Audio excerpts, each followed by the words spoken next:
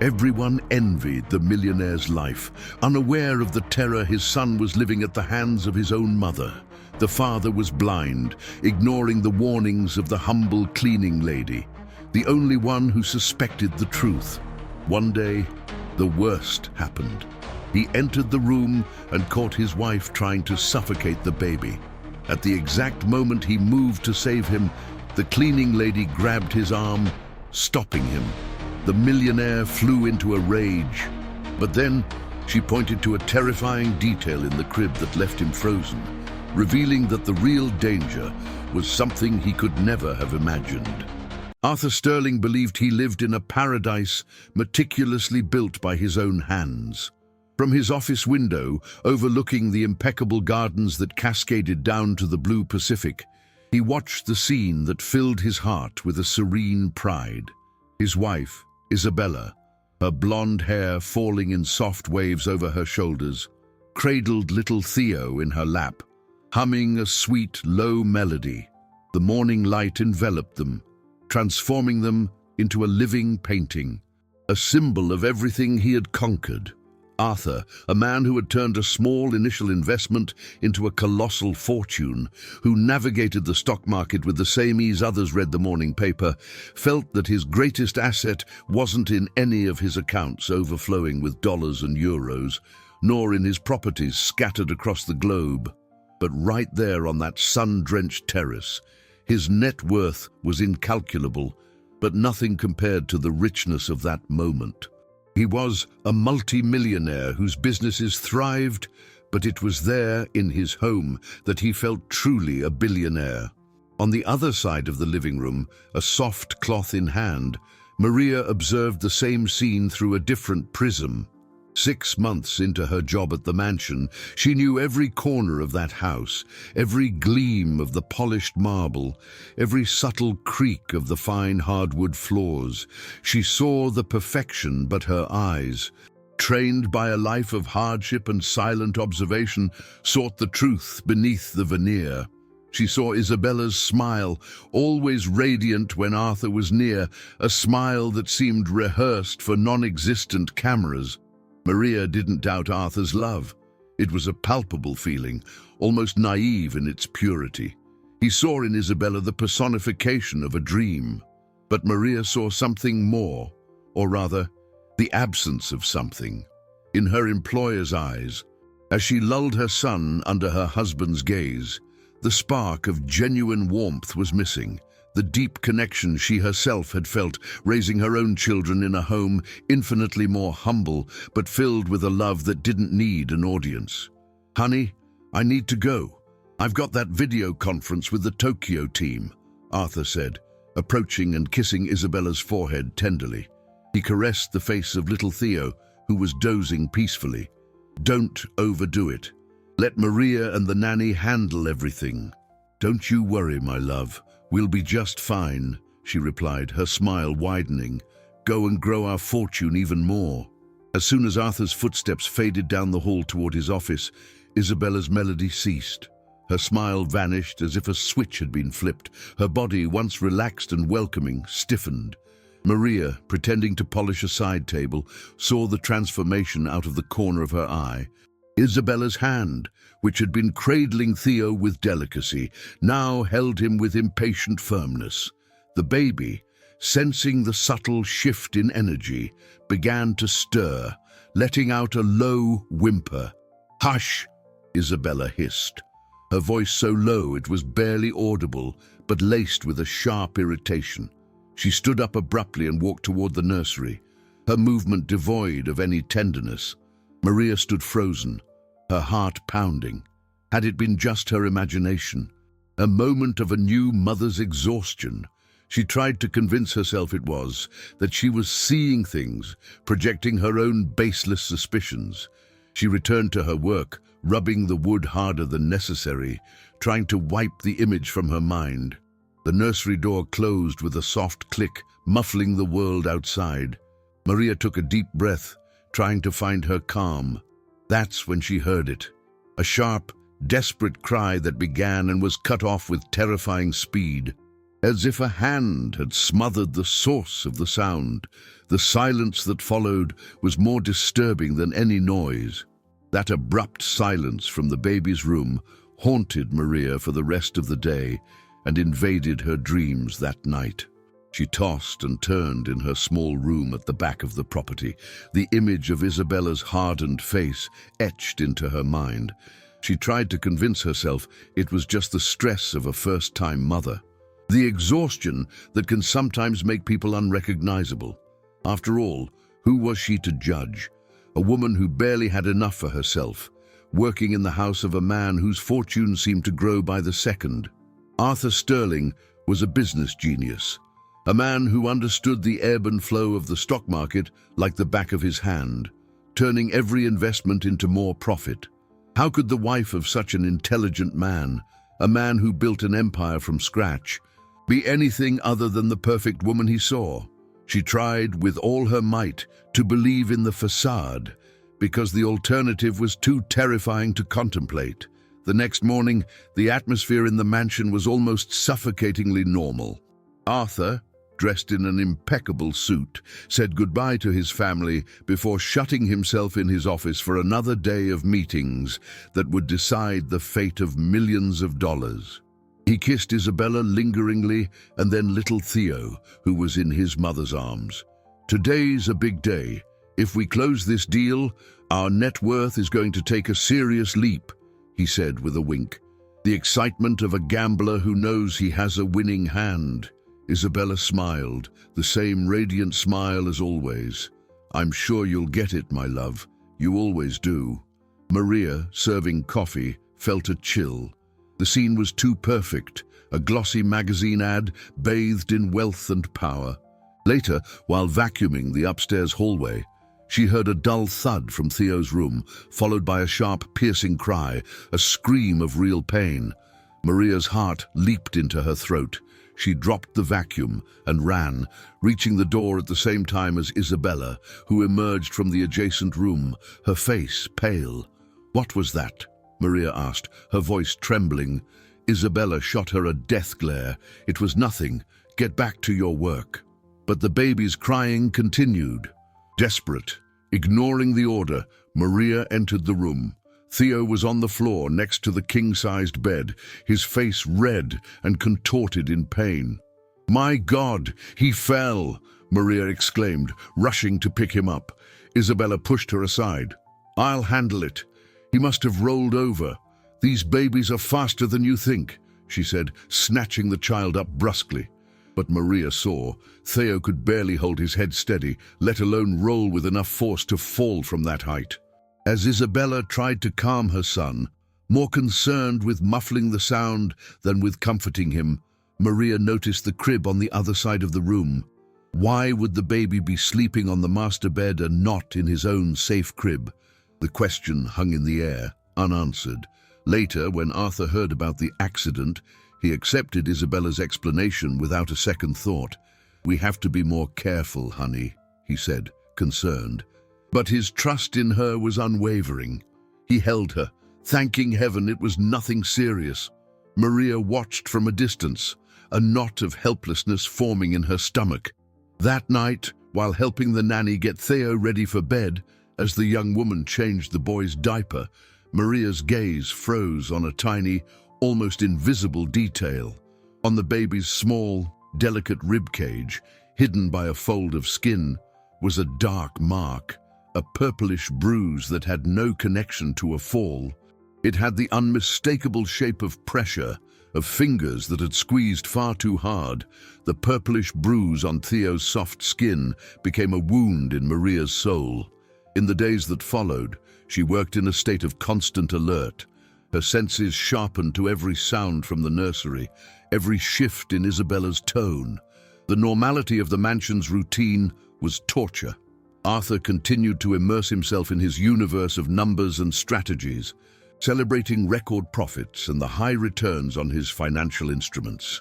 He spoke of the volatility of the crypto market with the same passion he used to describe his son's first smile, never realizing that the greatest instability lay under his own roof. Maria would overhear him on calls, discussing the acquisition of new assets, the management of his investment funds, and the need to diversify his portfolio, perhaps by investing more in gold or European real estate. He was a master at mitigating risk in his business, yet he was blind to the danger surrounding his most precious asset. One afternoon, the house was quiet. Arthur was locked in his office, in one of those conferences that could add another few million to his already vast fortune. Maria was in the kitchen, polishing silverware, when a muffled cry, followed by a dry thud, made her drop everything. Her heart raced. She wiped her hands on her apron and went up the stairs, trying to control her breathing. The door to Theo's room was ajar. Isabella stood with her back to the door, leaning over the crib. The baby was whimpering, a weak, exhausted sound. "What happened?" Maria asked, her voice firmer than she intended.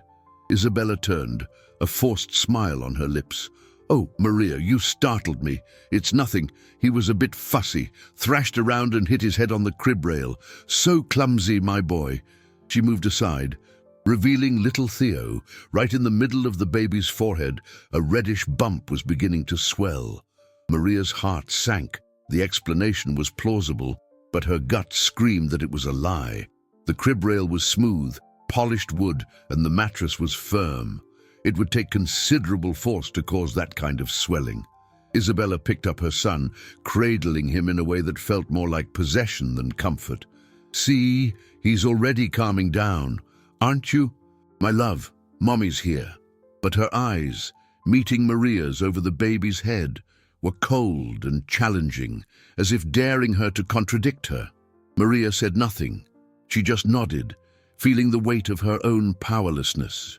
To accuse the multimillionaire's wife with no proof would be her word against Isabella's, a battle lost before it even began.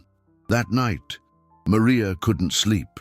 The image of the bump on Theo's forehead superimposed itself on the memory of the bruise on his ribs. They were pieces of a terrifying puzzle she didn't want to assemble.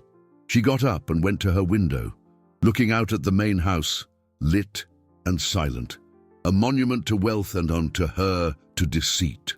She thought of Arthur, a good and generous man, completely deluded by the image he himself had helped create.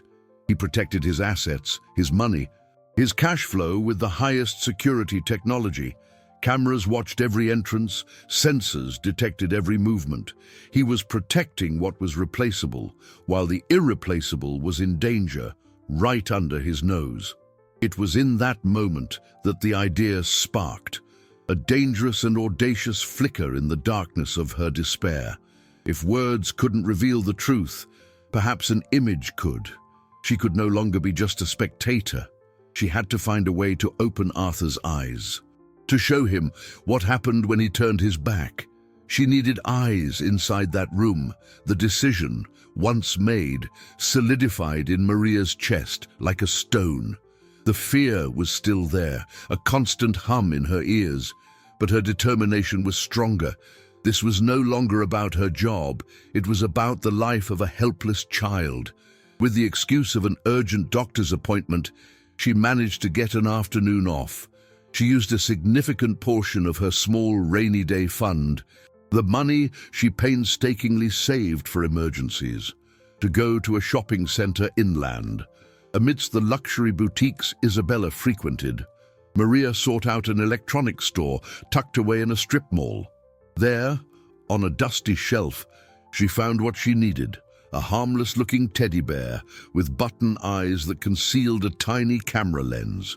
The clerk explained how to connect the device to a smartphone app, and Maria listened with an attention she had never devoted to anything in her life. Every step was crucial. One mistake could ruin everything. The return to the mansion was agonizing. The teddy bear, inside a simple plastic bag, felt like it was burning in her lap. With every security gate that opened, every surveillance camera she passed, she felt as though everyone could see right through her plan. Arthur's fortune was protected by an army of technology, and she, with her small, cheap device, felt like an amateur about to face a giant. The perfect opportunity arose the next day. Isabella announced she would be spending the afternoon at the spa, one of her weekly beauty rituals. Arthur was on a one-day business trip, and the nanny would be taking her extended lunch break, as usual. The house would be quiet, empty, for at least an hour, with her heart hammering against her ribs. Maria waited for Isabella's car to disappear down the long driveway. She climbed the stairs, her steps muffled by the plush carpet. Every shadow in the hallway felt like a threat. She stopped in front of Theo's door, taking a deep breath before entering. The room was immaculate, quiet, with the soft scent of baby powder in the air. Little Theo slept peacefully in his crib. With trembling hands, she took the bear out of the bag.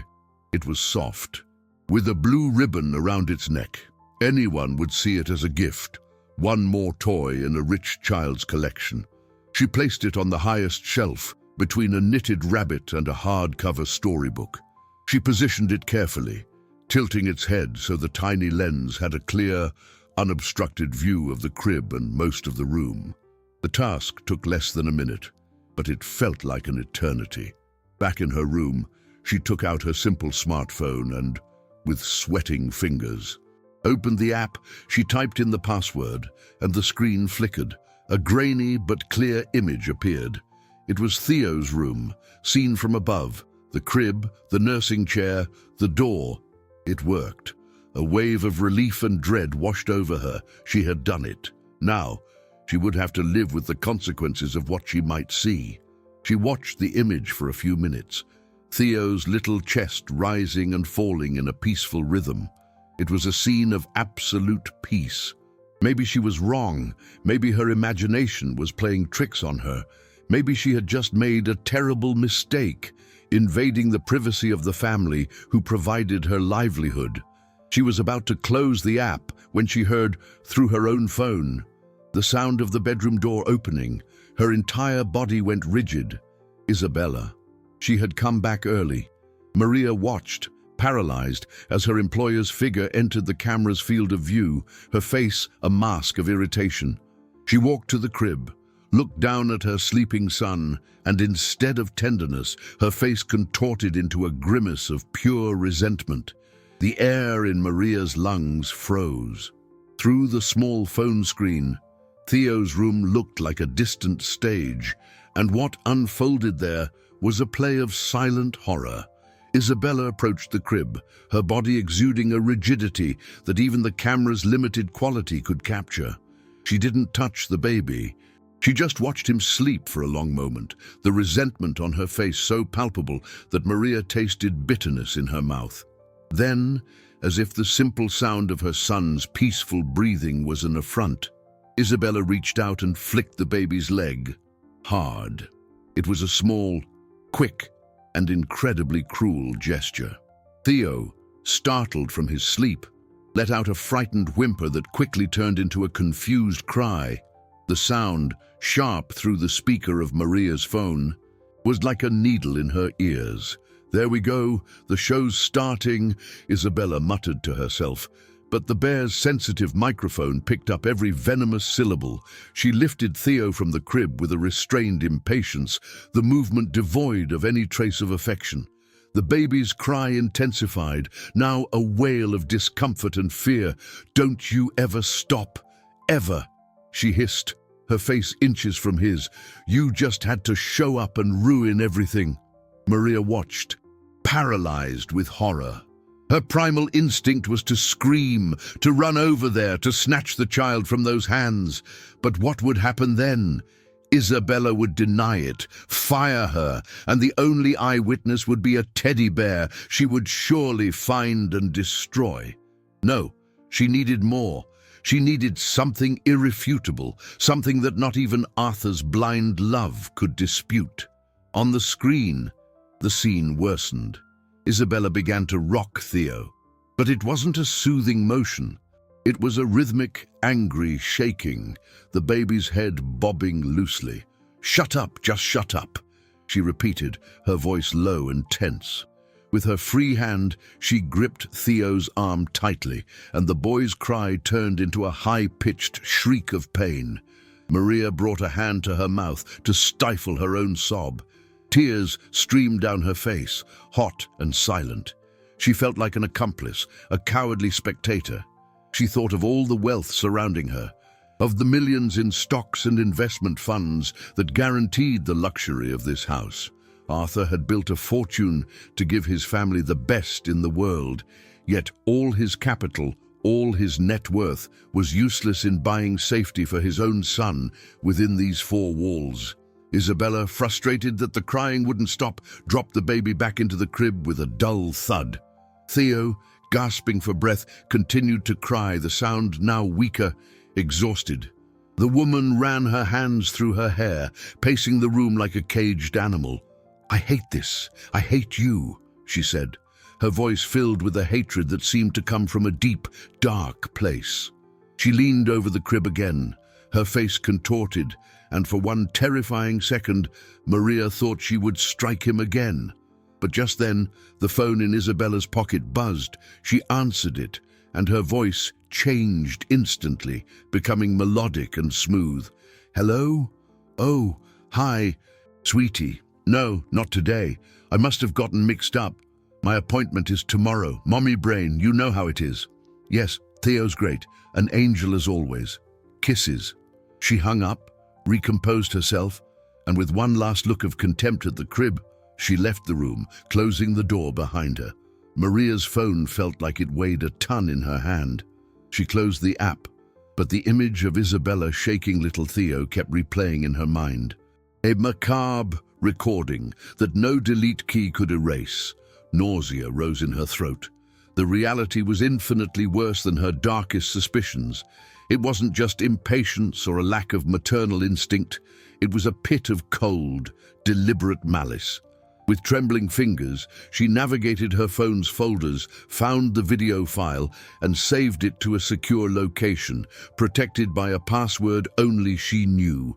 Those few megabytes of data were now the most precious and dangerous thing she owned.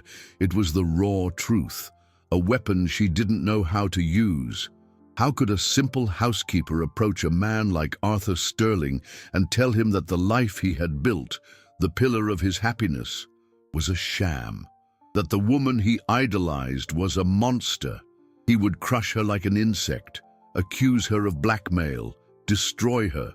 She spent the rest of the afternoon in a daze, cleaning, scrubbing, and polishing surfaces that already gleamed, all on autopilot. The mansion, which had once seemed a place of beauty and opulence, now suffocated her. Every piece of art, every designer furnishing seemed to mock her, part of an elaborate set designed to hide a rotten truth. At the end of the day, Arthur returned from his trip.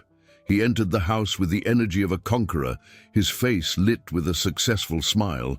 "No, we closed the deal," he announced to anyone who would listen. The profit exceeded all expectations. It was one of the best investments I've ever made. He brought a velvet box for Isabella and a small wooden airplane for Theo. Upon seeing his son, his face softened completely. He picked him up with a tenderness that made Maria's heart ache. "And how's my heir? The future owner of this entire fortune," he said, kissing the boy's forehead. Right where the reddish bump was still visible, Isabella, beside him, was the picture of a proud wife and devoted mother.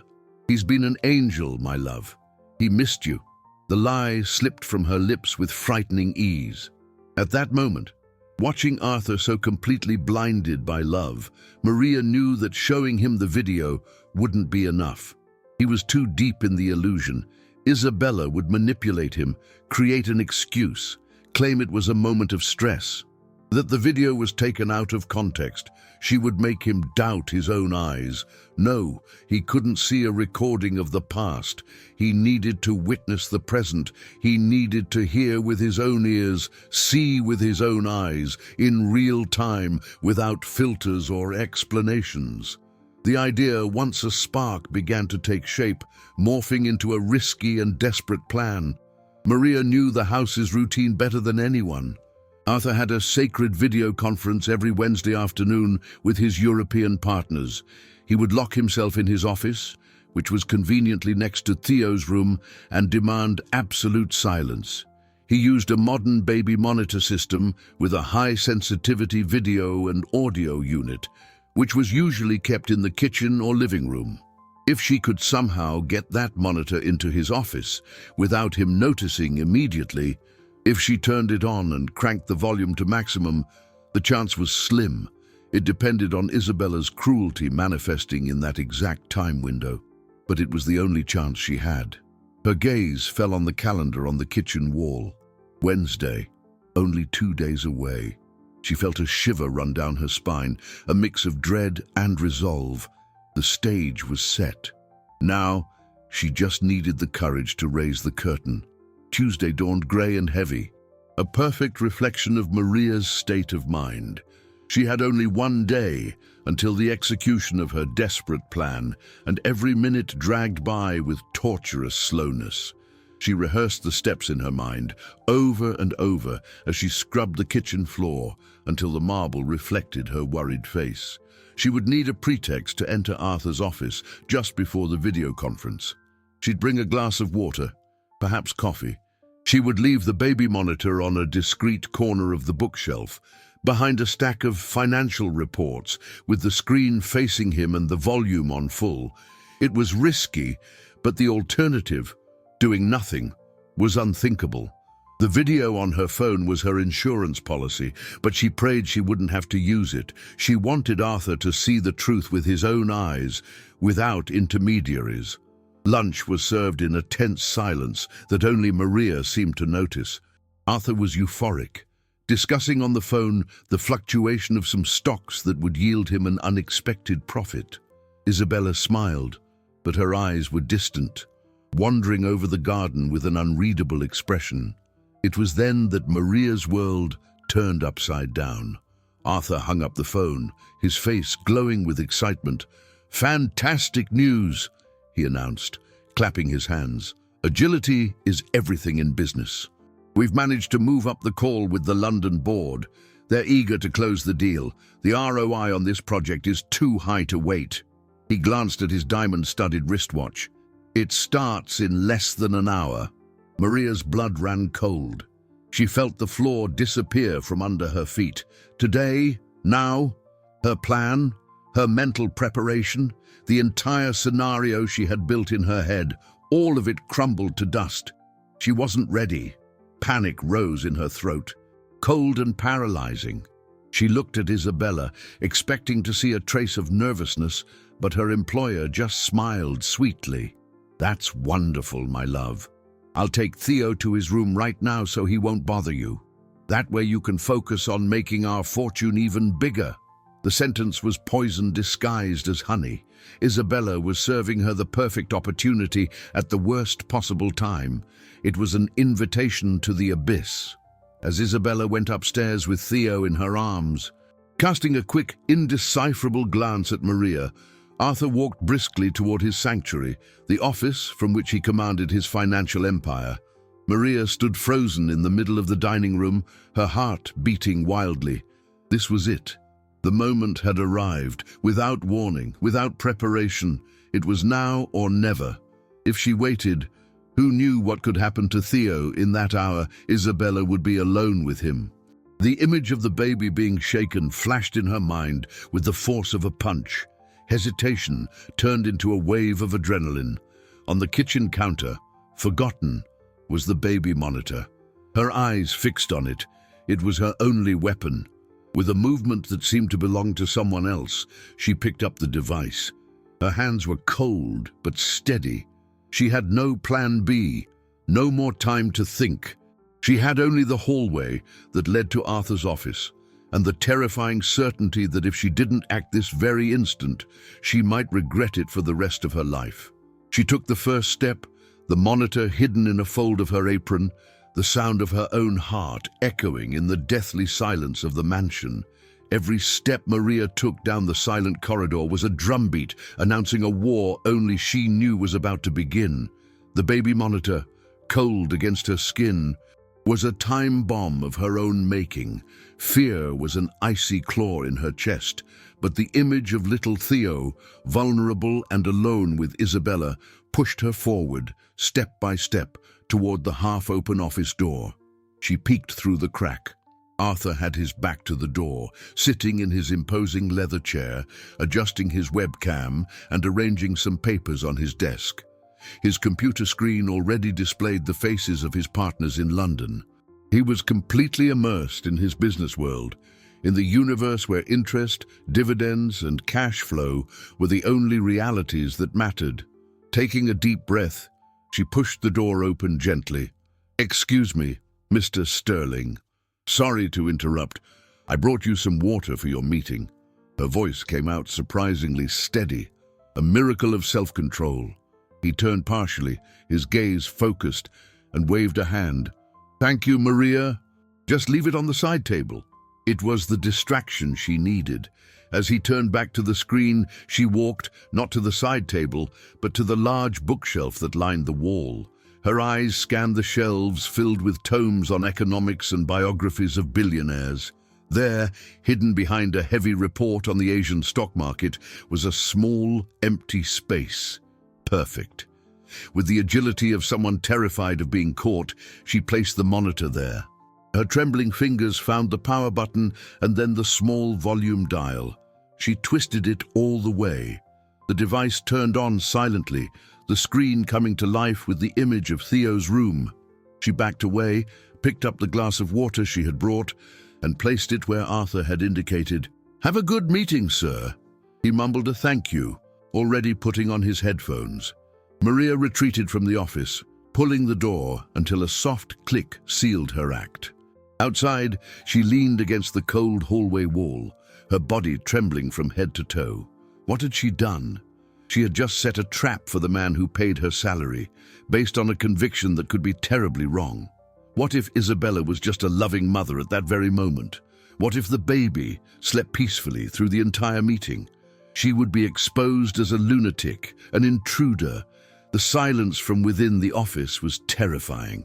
She could imagine Arthur talking about the profitability of his funds, about the need to liquidate certain assets, completely oblivious to the drama about to explode in his life. Then she heard it, a faint sound coming from the monitor itself, but audible to her through the door. It was Theo's cry, a low whimper, as if he were waking up. Her heart stopped. The plan was in motion. On the other side of the door, Arthur frowned. An annoying noise was leaking through his professional, noise-cancelling headphones. He adjusted them, trying to ignore the distraction. It must be some interference. He leaned forward, beginning to speak about profit projections for the next quarter. But the sound persisted, and now it wasn't just a cry.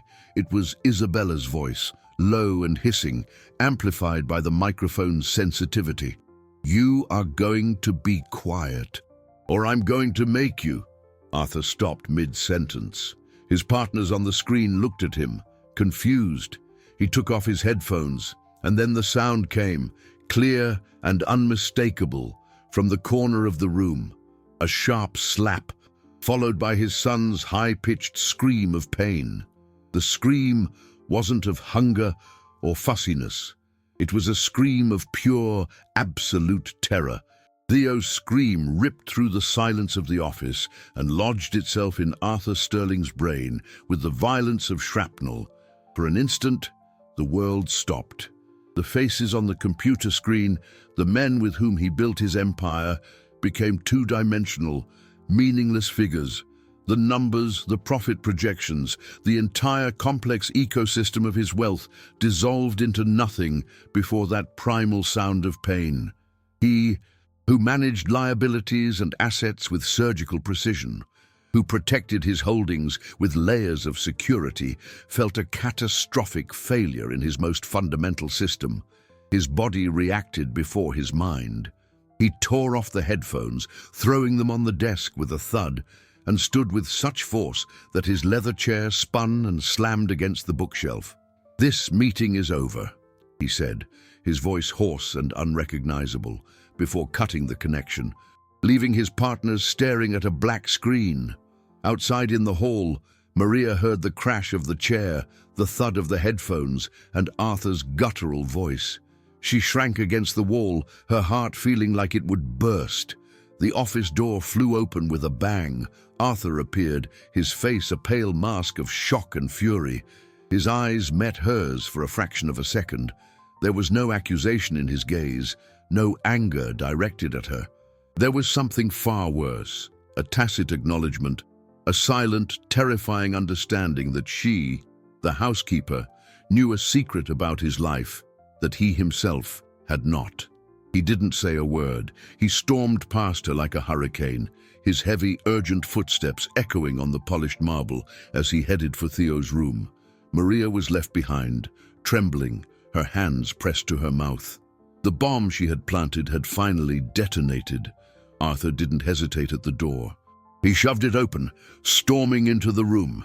The scene that greeted him was one of perverse domesticity.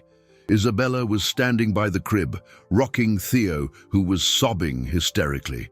She turned to Arthur, her eyes wide in a perfect imitation of surprise and concern. "Arthur, thank God. I don't know what happened. He just woke up screaming. I think he had a terrible nightmare, my poor baby." She tried to smile, a trembling maternal gesture. But Arthur wasn't looking at her smile. His eyes were fixed on his son's face. On Theo's left cheek, a raw red mark was beginning to form, a cruel map with the distinct outline of a hand. Isabella's words were a distant buzzing, a pathetic attempt to patch up a reality that was already in tatters. The image of the perfect wife, the loving mother, the bedrock of his happiness, flickered and disintegrated before his eyes. The sound of the slap he had heard on the monitor echoed in his mind, overpowering her soft, deceitful voice.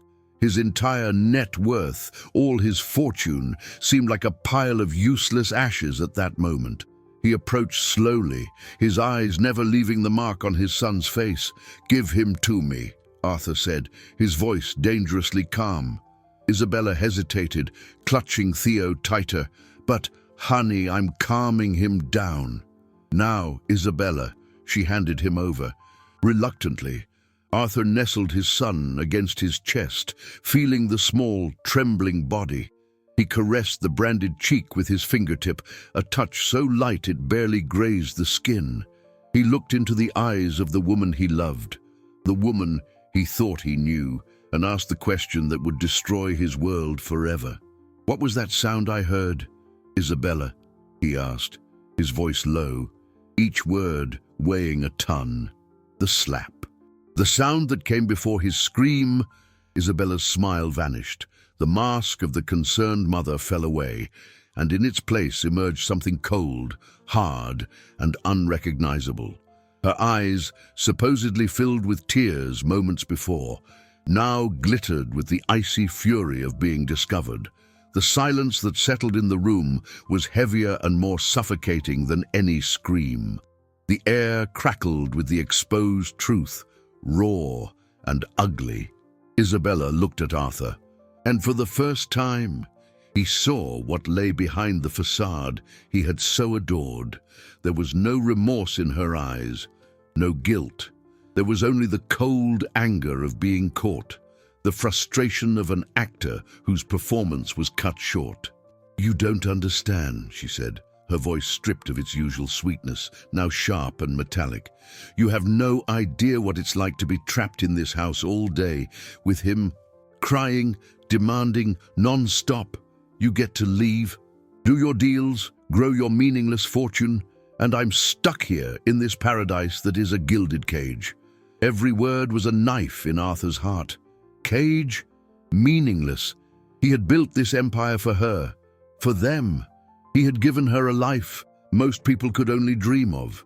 A life of luxury and ease, free from worries about money or bills.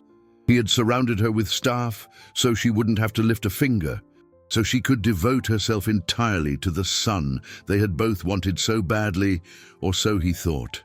"I gave you everything," he whispered, his voice broken with disbelief. everything my capital, my wealth could possibly buy. You gave me things." She spat the word with contempt. "Don't you get it? I never wanted this. This life, this child. It was your dream, not mine. I played my part. I was the perfect wife, the magazine cover mother. But I can't take it anymore." The confession hung in the air like acid, corroding the foundations of Arthur's world. He looked down at little Theo in his arms, his face tear-stained, the red mark on his cheek a brutal testament to the hell his son was living. A wave of nausea hit him, a guilt so overwhelming it nearly brought him to his knees. How could he have been so blind? How could he have been fooled for so long? He, the master of the financial market, who analyzed charts and predicted trends, who could smell a bad investment a mile away, had failed to see the ruin inside his own home. Out in the hallway, Maria heard the raised voices. She couldn't make out the words, but the tone was unmistakable. The confrontation was happening. She should leave, disappear, pretend she knew nothing. But her feet were rooted to the floor. She had to know that Theo was safe. The bedroom door was suddenly flung open and Isabella stormed out, her face a mask of fury. Her eyes met Maria's, and a flash of understanding and hatred passed between them. "You," Isabella hissed. "This is your fault. You meddling." Before Maria could react, Isabella shoved her hard against the wall and ran down the stairs, disappearing from view. Maria caught her breath and looked into the room. Arthur was sitting in the nursing chair, rocking Theo gently. He was staring into space, his face the pale, devastated mask of a man who had just lost everything that mattered. The walls of his mansion, once a symbol of his success, now seemed to be closing in on him. All his fortune in dollars, euros, gold and crypto was worthless. It was just paper and digital numbers. His greatest asset, the trust and love of his family, had been revealed as a liability, an unpayable debt of deceit and pain. He looked up and saw Maria standing in the doorway, her face filled with a genuine and silent concern. Amid the wreckage of his life, he saw the one person who had tried to warn him, the only one who truly cared. And the shame hit him with the force of a tidal wave. Time seemed to stretch and bend in that room, trapping Arthur and Maria in a silence heavy with unspoken words. He, the billionaire who commanded boardrooms with unquestionable authority, was mute, stripped of his armor of power. He felt like the poorest man in the world, an emotional derelict whose assets had been liquidated in an instant, leaving him with a liability of guilt and pain he didn't know how to begin repaying. His look toward Maria was a silent confession of his own blindness, an apology his lips couldn't form. In his lap, Theo, exhausted from crying, still hitched with spasmodic sobs, his little body tense with fear. It was Maria who broke the spell. She moved, not with the deference of an employee, but with the quiet authority of a mother. She took a step into the room, her eyes fixed not on Arthur, but on Theo. "Sir," she said, her voice soft but firm, a balm in the chaos.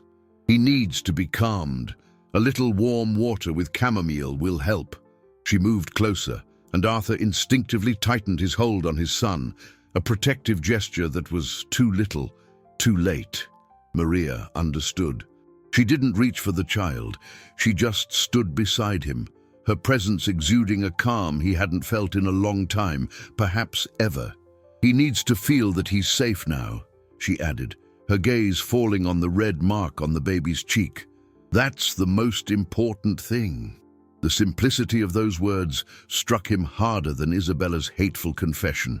Safety, the one thing all his money, all his fortune, couldn't guarantee for his own son. Slowly, as if his arms were made of lead, he lifted Theo and offered him to Maria. It was a surrender, a transfer of trust more significant than any multi-million-dollar contract he had ever signed. The moment Theo passed into Maria's arms, a subtle change occurred. The baby, who had still been trembling in his father's stiff embrace, seemed to melt into her experienced, soft hold. Maria began to rock him, humming an old, low melody, a lullaby that lacked Isabella's technical perfection but overflowed with genuine warmth. Theo's sobs began to subside, his breathing becoming more regular. Arthur watched the scene, a sharp, bittersweet ache spreading through his chest. This is what it was supposed to be. This was the image he thought he was buying with his millions in real estate investments and high-yield securities. He stood and walked to the window, looking out at the perfectly manicured gardens, a backdrop that now seemed a mockery. He took his phone from his pocket. He needed to make a decision, to act. His first instinct was not to call the police, but Dr. Evans, Isabella's family's old doctor, a discreet and trusted man. Arthur's voice on the phone was low and tense, devoid of all emotion. He recounted the facts concisely, clinically, as if describing the bankruptcy of one of his companies. On the other end of the line, there was a long silence, followed by words of sorrow and an immediate plan of action. When he hung up, Arthur felt a glacial emptiness. The decision was made. Isabella would be taken to a clinic to receive the treatment she obviously desperately needed and had hidden from everyone. There would be no scandal, just a quiet, necessary removal. He turned around. Maria was sitting in the armchair, and Theo was finally asleep in her lap, his face serene except for the red mark that still throbbed. She was an island of peace in the middle of his shipwreck. He approached her, the weight of the future crashing down on his shoulders. "Maria," he began, his voice hoarse. "Isabella, she's going to get help. She won't be coming back." He paused, the air catching in his lungs. I don't know how to do this, how to take care of him alone." He looked at her, the multimillionaire reduced to a desperate man. "Please," he begged, the words sounding foreign in his own mouth. "Don't leave me alone." Arthur's plea, heavy with a vulnerability Maria had never imagined in the man, hung in the air of the lavish room. "Don't leave me alone." It wasn't an order from a boss to an employee, but the cry of a drowning man to the only lifeline in sight. Maria looked from Arthur's devastated face to the sleeping, innocent face of Theo. In that instant, her employment contract, the social barriers, the immense gap between their worlds, it all dissolved. There was only a broken father and a son who needed protection. She didn't answer with words. She just nodded, a slow, deliberate movement, a silent pact sealed in the room that had been a stage for so much suffering. Her gaze said it all. "I'm not going anywhere." A visible wave of relief washed over Arthur, as if a weight he didn't even know he was carrying had finally been lifted from his shoulders. The next few hours unfolded in a surreal haze. Dr. Evans arrived, accompanied by a discreet nurse. There were no shouts, no dramatic scenes. Isabella, apparently, had already packed her bags. Maria saw her come down the stairs, her face impassive, and get into the waiting car without a single look back. Arthur watched it all from his office window, not like a husband watching his wife depart, but like a CEO overseeing the liquidation of a toxic asset. He, who had built an incalculable fortune by managing risk, realized he had made the worst investment of his life, betting all his emotional capital on a mirage. The house suddenly felt immense and silent. Isabella's absence was a vacuum, but a clean one, devoid of the tension that had once permeated every corner. That first night, the new reality set in. Theo woke up crying around 2 in the morning. Arthur, in a jolt of paternal responsibility, rushed to the room. He tried to pick up his son, but his movements were clumsy, hesitant. The baby's cries escalated, a sharp sound that seemed to accuse him of his own incompetence. He tried to offer the bottle, but it was too cold. Panic began to creep in.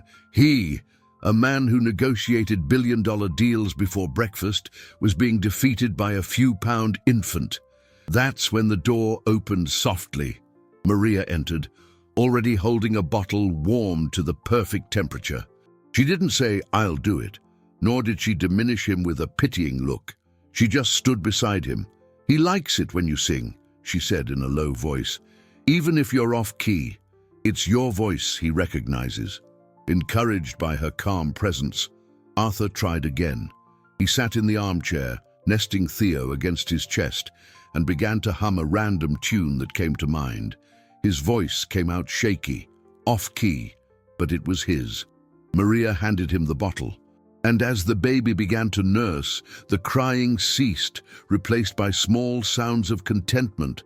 Arthur looked at his son's face, illuminated only by the faint light of a lamp, and felt the floodgates of his emotions break. Silent tears began to roll down his face, tears of guilt, of relief, and of a love so profound it hurt. "Forgive me, my son," he whispered, his voice thick. "Daddy was so blind. Forgive me." Maria watched from the doorway, her heart aching. She no longer saw a multi-millionaire and his housekeeper. She saw a father and son taking the first step toward finding each other. When Theo finally fell asleep, Arthur placed him in the crib with a newfound gentleness.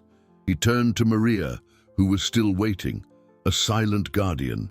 His eyes were red, but they held a new clarity, a resolve forged in the fire of that night. He knew gratitude wasn't enough. He knew money couldn't pay for what she did, for what she represented for his son's safety. "Maria," he said, his voice firm for the first time, "I need to reorganize everything.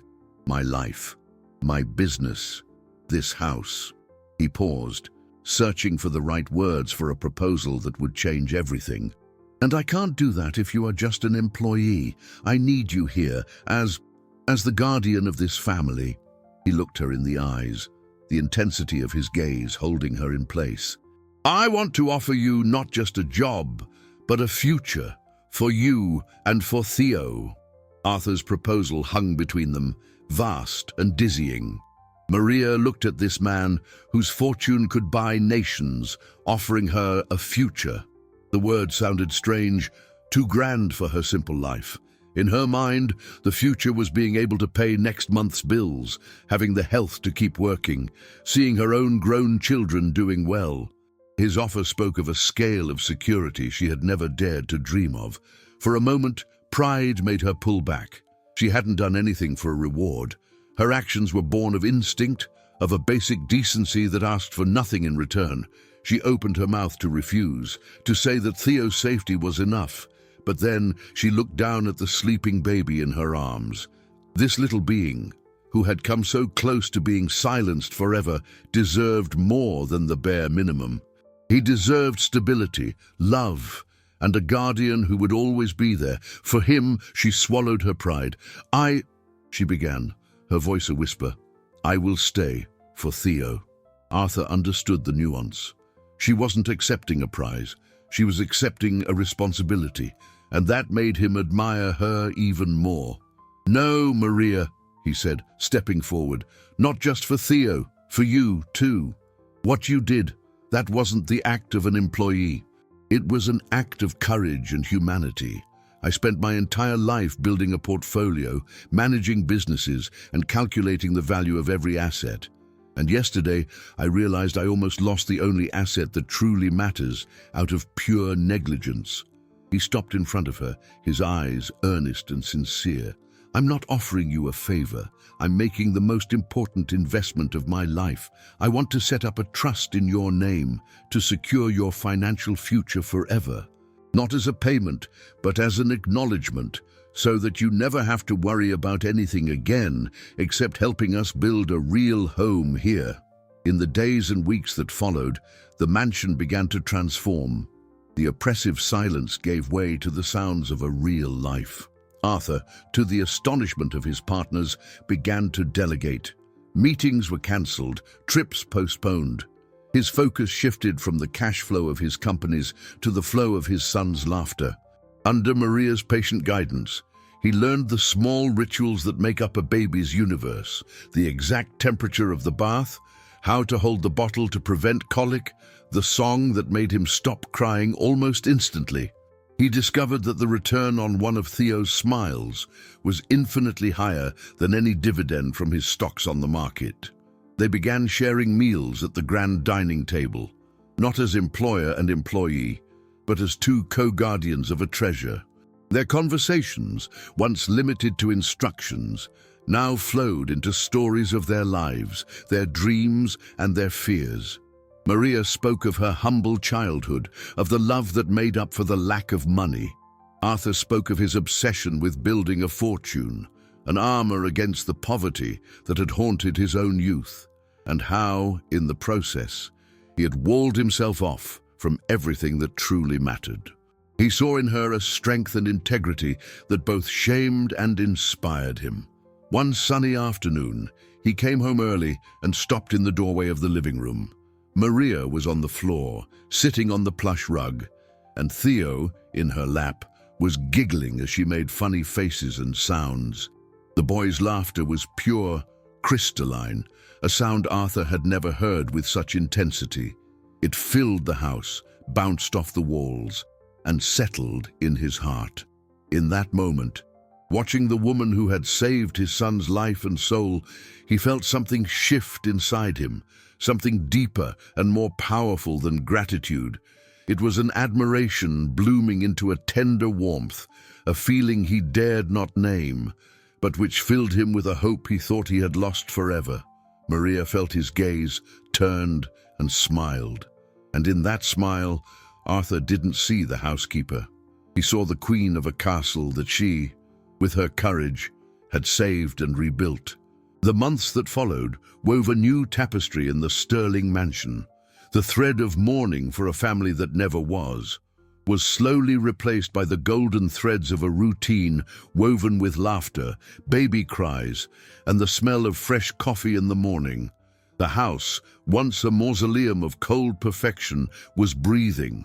Arthur discovered that happiness wasn't found in the high-yield reports from his investment funds, but in the warm weight of Theo sleeping on his chest.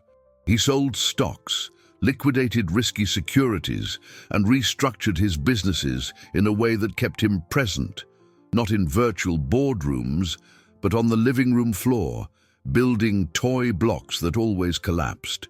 He realized he had spent his whole life accumulating a fortune to buy things, when the real treasure was time, a non-renewable asset he now invested with the wisdom of someone who had almost lost it completely.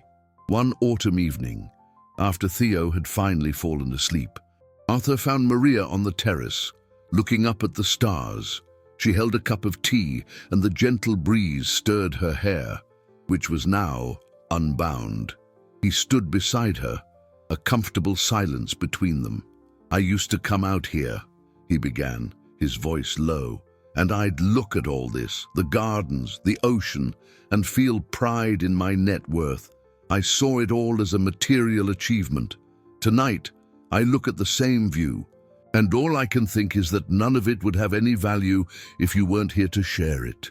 Maria turned to him, her dark eyes reflecting the moonlight. She waited, knowing there was more.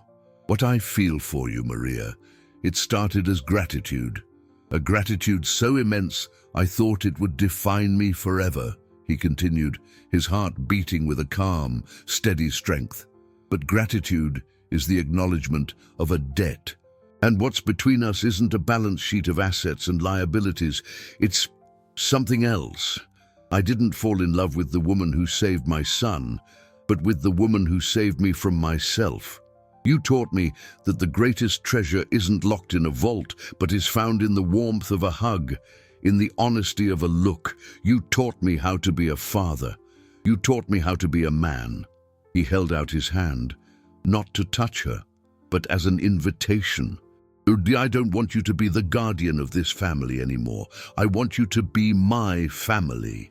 Silent tears welled in Maria's eyes, but they were tears of a serene joy, the harvest of a long journey of suffering and righteousness. She didn't see the multimillionaire before her. She saw Arthur, the man who had learned to sing off-key to soothe his son, the man whose hands, once made for signing checks, now knew how to change a diaper. She had fallen in love with him slowly, in every humble gesture, in every look of admiration, in every moment she watched him become the father Theo deserved. She placed her hand in his. It was a perfect fit. "I already am," she answered, her voice thick with emotion.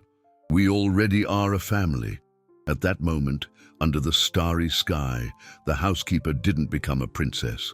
The lioness found her home beside the man she had helped heal, and together, they built upon the ruins of a counterfeit paradise, a castle of true love, its foundation forged by the courage of a woman and the redemption of a father.